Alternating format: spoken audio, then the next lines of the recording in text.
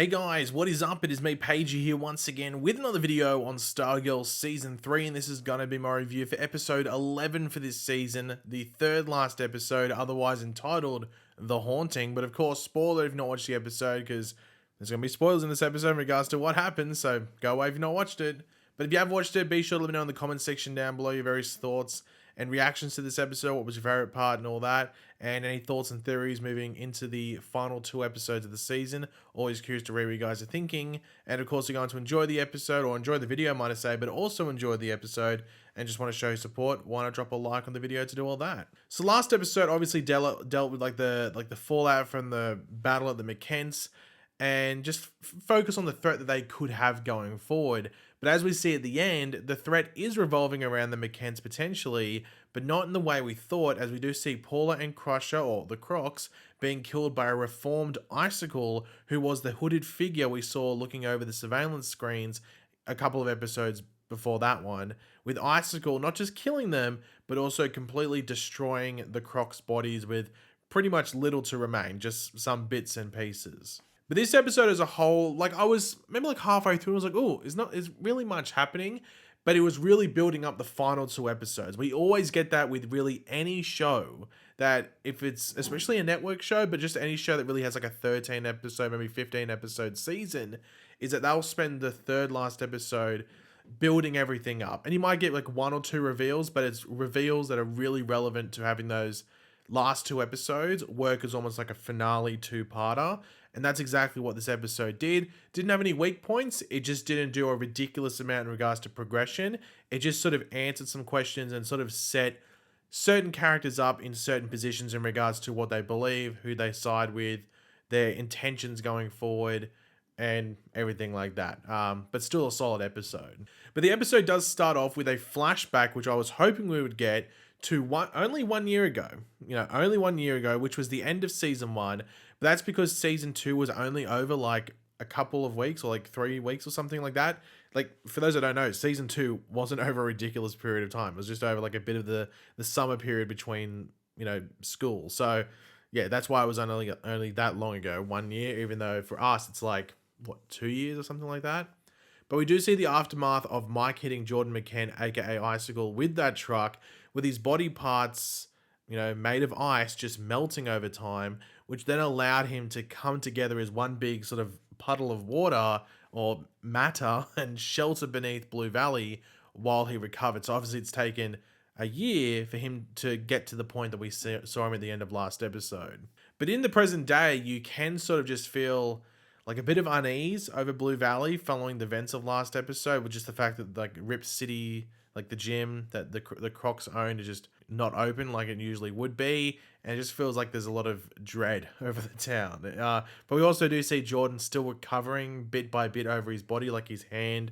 He has to like put a lot of energy into healing it, and like he's still not like, he can't like talk for very long, or like he's not in a fighting position, if that makes sense. He still needs a bit of recovery time. But back with the JSA group, they have come to the conclusion that Ultra Humanite was definitely the one that killed the gambler and attacked Sylvester, and they're theorizing whether it was a tooth or a claw that punctured the gambler.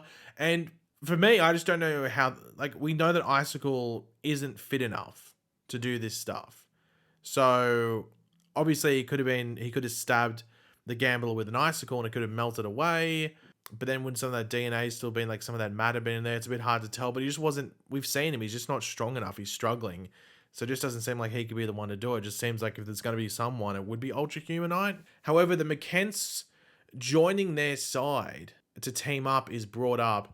And Courtney says that, that could be a drama due to her telling Cameron that she was the one to kill Jordan, and sort of, in order to cover for Mike, though we see throughout the episode that there's more dramas that sort of step in the way of the JSA teaming up with the McKents, and I guess specifically Jordan. But speaking of the McKents, we do see Jordan go back home, where he's met at the door by his mother and then father.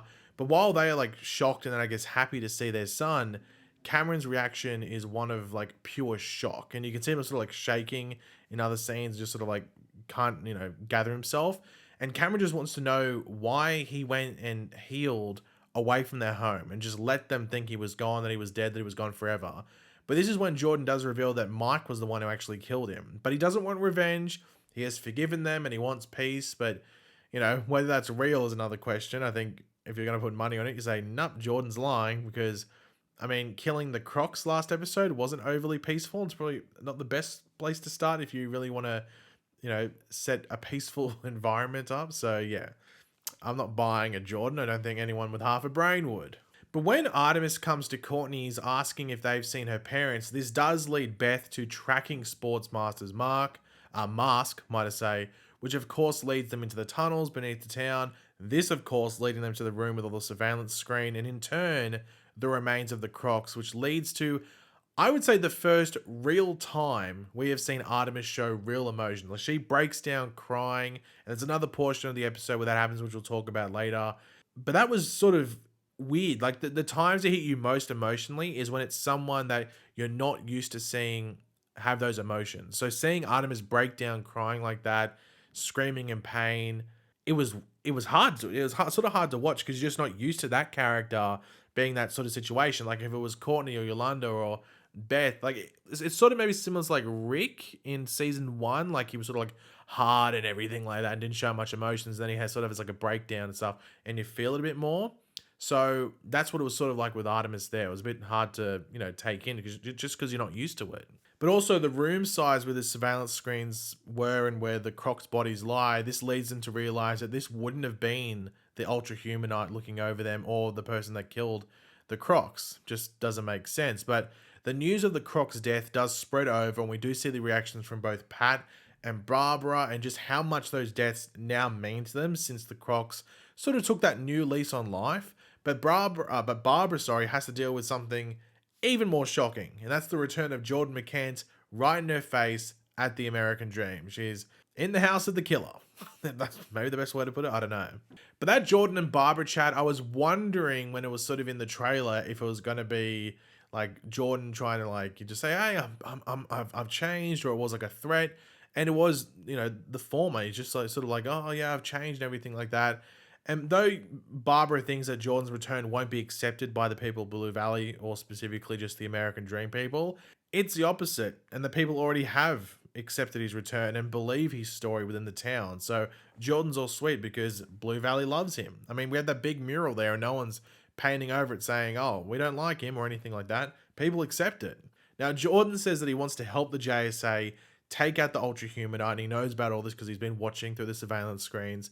And he says that it followed Sylvester back to Blue Valley. However, the murder of the Crocs is definitely going to be a hurdle to jump over in regards to letting Jordan assist them in any way, shape, or form, if that is truly his intention. Which, by the time we get to the end of the episode, I don't think it's his real intention. He's dodgy. Now, we did get Sylvester at the farm, which was in the trailer, I think, for this episode. And it was the farm that Mike and Jakeem encountered the Ultra Humanite. And I was wondering if we're going to find out anything there.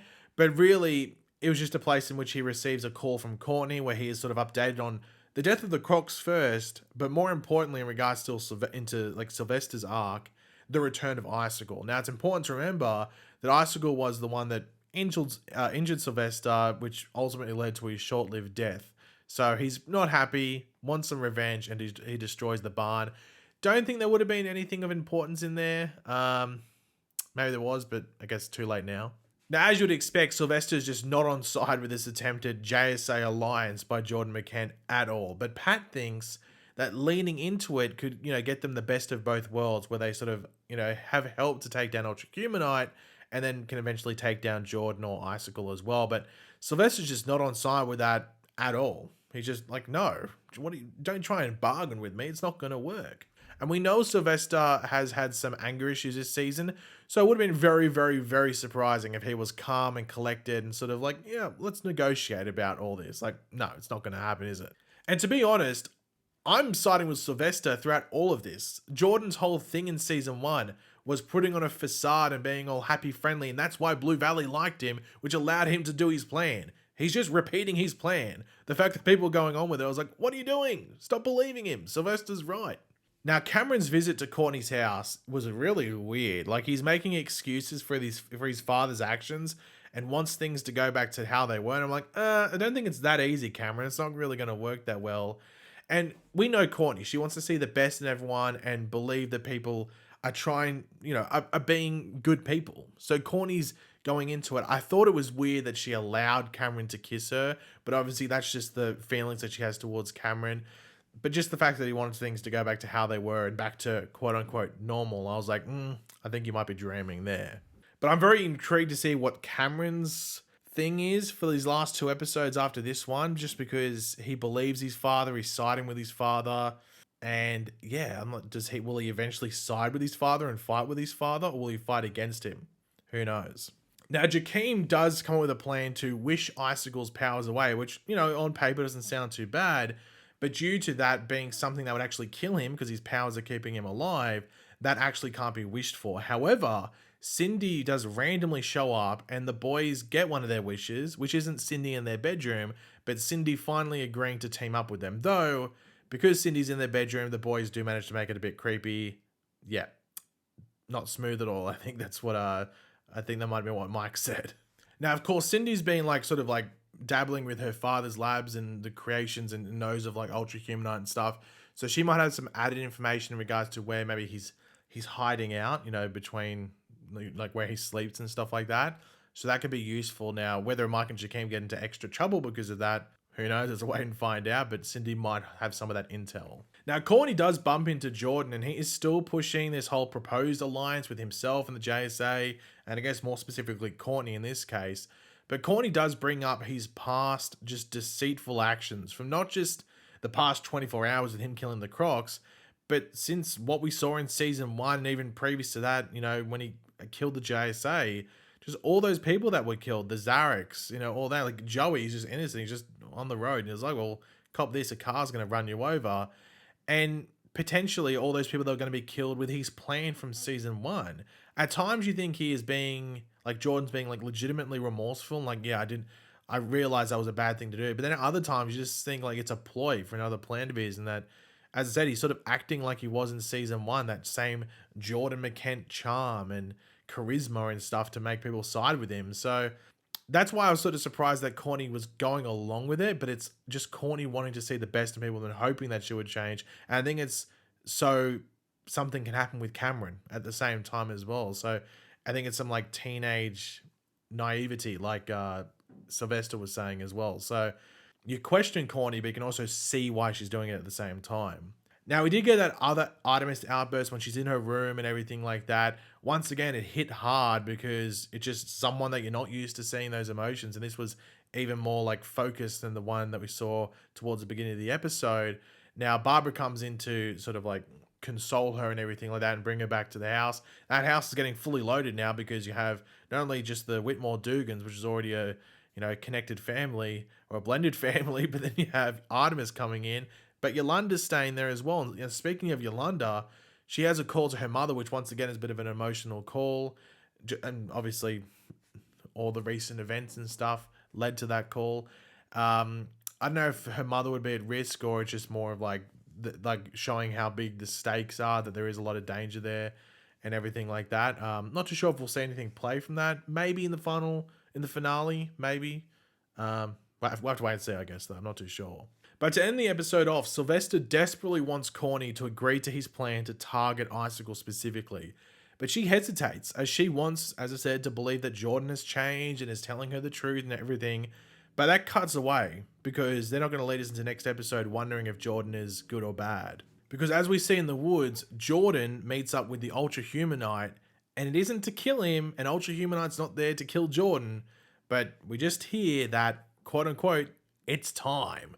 But hold on, time for what? Have they planned something for an extended period of time? Was the Ultra Humanite like a failsafe if the ISA was taken down? Because apparently the Ultra Humanite followed Sylvester to Blue Valley, but is that true? And if that's the case, does Ultra Humanite legitimately follow Sylvester, or did he, like after Sylvester was revived, or was Ultra Humanite on its way to Blue Valley after the ISA was taken down and they just got there conveniently at the same time? We still haven't got a complete answer as to how Sylvester was resurrected. I don't know if that's actually going to be answered or not. There's still a lot to happen in these final 2 episodes and actually understand who the true villain is. Is it actually Jordan? Is it actually Ultra Humanite? Is there someone else behind everything? Is there any more surprises in store?